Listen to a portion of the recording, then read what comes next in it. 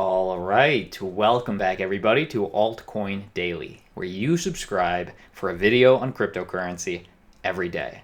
My name's Austin, and as of yesterday, the SEC chairman Clayton affirms that the agency's stance on Ethereum is that Ethereum is no longer a security. If you hold Ethereum, this should be a big green flag for you. Although, if I may offer some perspective right off the bat, when I say that this is bullish news for Ethereum holders, I mean that this is bullish news in the most passive, non-official way that positive news can be, because this is not official. Although, if you were on crypto Twitter yesterday, you might have thought that this was official. Even cryptocurrency influencer, dare I say thought leader, Anthony Pompliano tweeted, breaking, SEC chairman confirms that Ethereum is not a security. I like it. I appreciate it. I'm going to subscribe. I want to stay updated.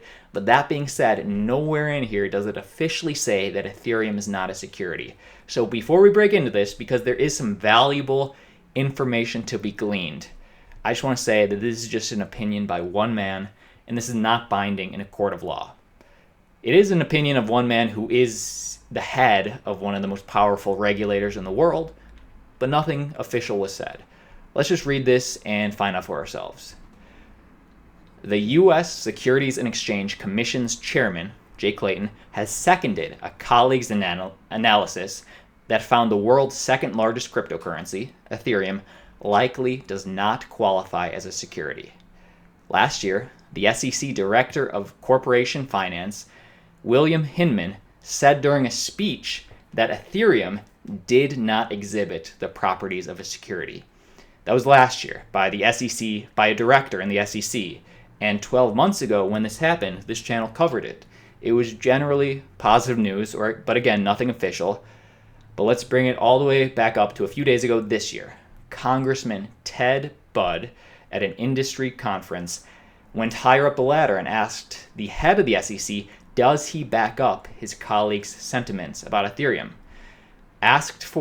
Ted Budd asked for clarification on whether SEC Chairman Clayton agreed with Hinman's remarks. The regulator has now responded by saying that he does agree. He does agree that the analysis of whether a digital asset is offered or sold as a security is not static and does not strictly adhere to the instrument. Do you guys catch that? Nowhere in here or the letter, and you can read the exact letter for yourself. I'm going to leave this in the description. Nowhere in here does it say that Ethereum is not a security. What it does say is that he thinks what Hinman said, that seems to be right. He seems to have the same mindset that Ethereum likely does not qualify as a security. So I know what you're saying. Hey, who cares? Nothing official has happened. But the significance that I found in this is what he's saying is, where does this say? Static. Whether something is a security or not does not have to be static. Meaning Clayton's observing that things can be changed over time. So, if something starts as a security, it does not have to end up as a security. A cryptocurrency may be sold as a security, it could technically qualify as a security when it's first launched, if it meets the definition of the investment contract. But the digital asset may later be sold or offered to consumers without being an investment, without being a security. So he's saying that, generally positive news. He's essentially saying, here's the thing, any cryptocurrency still technically could be deemed a security from a law that was created in 1934, before the internet was invented, which is a problem. We all know, we get that. But this is generally positive to me because he's saying that it's not life and death. A cryptocurrency will not, if something is sold as a security and then investors buy it later, maybe it after it went on the market, maybe basic attention token, maybe even just Ethereum, it's not going to be held at every single level to these restrictions, to these regulations. Bullish news. In a direct quote, and we will, at the end of this, I want to get to IBM is following in Fidelity's footsteps and offering cryptocurrency custody. We are going to get to that. Stay tuned. But to finish it up, in a direct quote, Jay Clayton said, "I agree with Director Hinman's explanation of how a digital asset transaction may no longer represent an investment contract. Under those circumstances, the digital asset may not represent an investment contract under the Howey framework." The Howey framework is what they deem to analyze or deem something as a security. Anyway, general sentiment is changing, although nothing official has happened. And let's just be very clear. If this was official and he said that Ethereum was not a security, I don't care how much of a bear market this is, Ethereum I think it would pump in price. That would be revolutionary almost, but it didn't happen.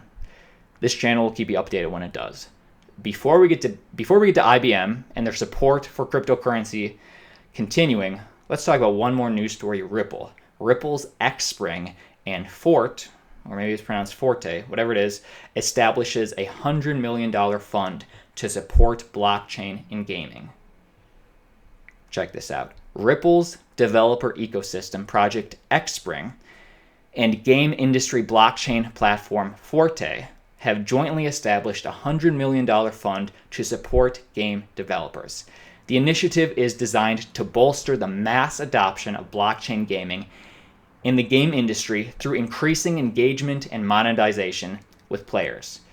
So this could be, they're not saying that XRP, Ripple's, you'll get mad, a lot of people get mad at me for saying Ripple's cryptocurrency, but come on, Ripple's XRP. Damn. All right, now I'm feeling all that hate I'm going to get in the comments. Anyway, this is not saying that XRP is going to be used for this gaming, but it is a direct correlation if they're looking for a cryptocurrency to do so. And the significance is this, whether you like XRP or not, is that a $100 million fund is going to go support gaming and putting blockchain in that gaming to revolutionize it. Forte is reportedly targeting game developers running live game economies with more than 50,000 daily active users and an interest in blockchain deployment. This could be big for gaming, could be big for cryptocurrency. Pretty cool. In a direct quote from, I believe, the CEO, he says, "Blockchain technology's key innovations unlock vast potential for nearly all forms of digital interaction. Gaming is a $140 billion global industry driven predominantly by digital microtransaction economies, which we believe will benefit immensely from the integrity and resilience of blockchain technologies." I like that. I agree with that. Gaming is often what ushers in a new technology form. Whether it's blockchain, whether it was the internet back in the day, gaming is often that first doorway in. Forte's products reportedly use the open... Okay, so this is the bullish news potentially for XRP holders. Forte's products reportedly use the open source Interledger protocol with Ripple's XRP token and the container-based, this is a mouthful, and the container-based hosting solution Coinbase, which purportedly facilitates cross-chain transaction. This could be potentially very bullish news for XRP holders. If you play games, if you're a developer of games, let me know in the comments. Let me know what you think about this. And before we finish up on Twitter, last piece of news. This is very interesting that it's following right after Fidelity went live with their custody solutions for cryptocurrency. IBM quietly enters crypto custody market with tech designed for banks. Check this out. IBM is coming to the crypto custody space.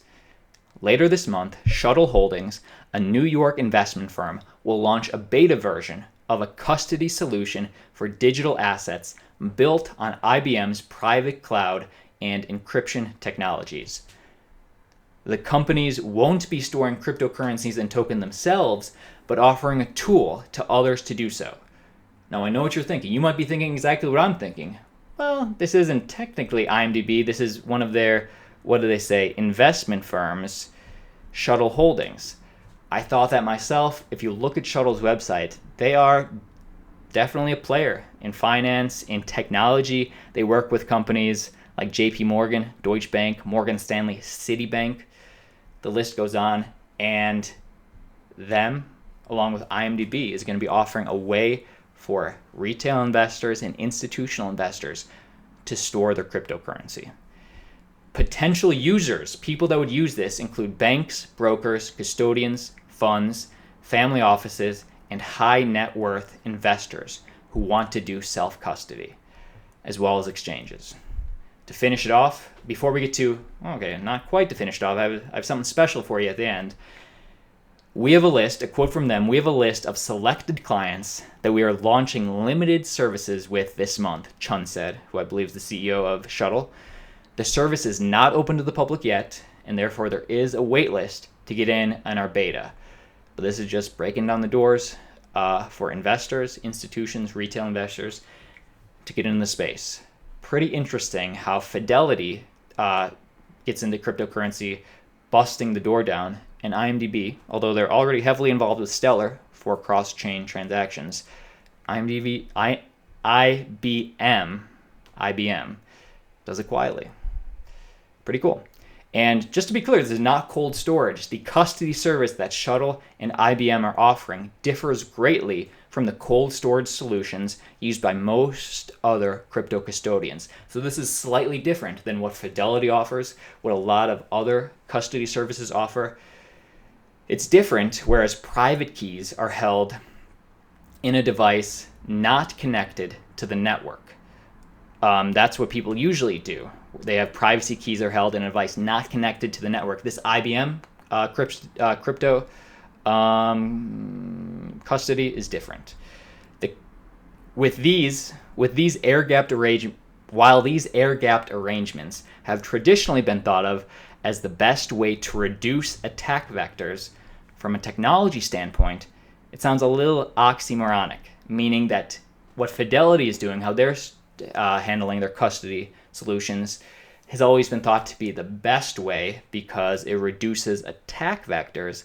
IBM disagrees, and how this is different is, as such, the solution is built on hardware security modules, a kind of lockbox that safeguards and manages digital keys in a tamper-proof environment. And if you recognize HSM's hardware security modules in our last video that we gave you 2 days ago, Swissquote, the European solution for custody that also is opening in about 9 days, that's what they're offering too. Which is better? Who am I to say? I'm not a developer, but it's pretty cool that there's different solutions. If you're a big institutional investor, you have this option and you have Fidelity's option. It's going to be interesting to see. I'm sure both will be used. Let me know what you think in the comments.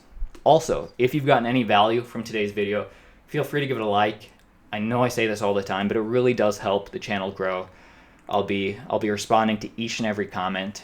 And if you're new here, feel free to join our team. We'd love to have you on. All right, team. That's the video for today. Before I let you go, let me just show you a tweet. I put out this tweet a few days ago. What are some of the top altcoin buys today? Besides a few coins that we always talk about Cardano or XRP or those big players. What are some hidden gem altcoins? I'm going to do a video, another top altcoin video. I want you to choose the altcoins. So if you haven't participated in this yet, feel free, do so on our Twitter. There's a link to our Twitter in the comment section. All right, that's all I got. My name's Austin. I'll see you tomorrow.